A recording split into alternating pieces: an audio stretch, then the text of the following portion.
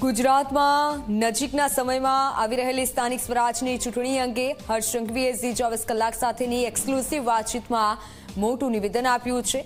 ગુજરાતમાં ત્રીજી પાર્ટી પગપેસારો કરી રહી છે તે અંગેના સવાલમાં નાયબ મુખ્યમંત્રી હર્ષ સંઘવીએ કહ્યું કે ભારતીય જનતા પાર્ટી અને ગુજરાતની જનતા વિશ્વનું સૌથી મોટું સંયુક્ત કુટુંબ છે અને ભાજપના કાર્યકરો લોકો વચ્ચે રહીને રાત દિવસ કામ કરનારા લોકો છે।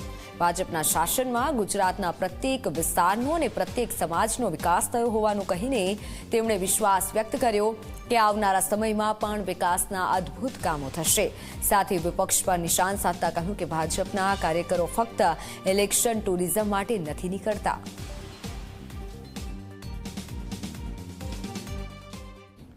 નગર નિગમની એટલે કે કોર્પોરેશન્સની ચૂંટણીઓ આવી રહી છે અને એક બાજુ તમને પડકાર આપનારા લોકોની સંખ્યામાં ધીરે ધીરે યુવા નેતાઓમાં વિરોધ પક્ષમાં વધારો થઈ રહ્યો છે। કેવી રીતે એમને જવાબ આપશો અને ખાસ કરીને સૌરાષ્ટ્ર એક એવું રીજન છે જ્યાંથી એક નવી પાર્ટી ધીરે ધીરે ગુજરાતમાં એન્ટર થઈ રહી છે, કેવી રીતે રોકશો? રાજ્ય અને દેશના હિતમાં જી ભારતીય જનતા પાર્ટી અને ગુજરાતની જનતા દુનિયાનું સૌથી મોટું સંયુક્ત કુટુંબ છે। એક સિક્કાના બે પહેલું છે।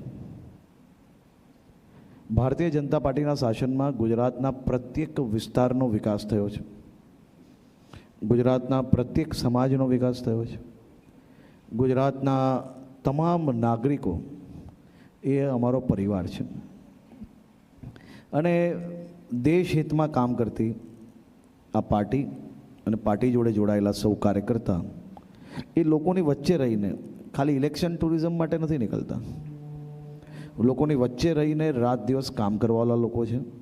અને મને પાક્કો વિશ્વાસ છે કે મહાનગરપાલિકાઓ આજે જે તમે અમદાવાદના વિકાસની વાત કરો છો, જી એ વિકાસ કરનાર કોણ? જી આપણા અમદાવાદના સૌ નાગરિકોને ભારતીય જનતા પાર્ટીની આશે તો ભવિષ્યની અંદર भी अद्भुत થશે। आगे आगे देखो होता है क्या।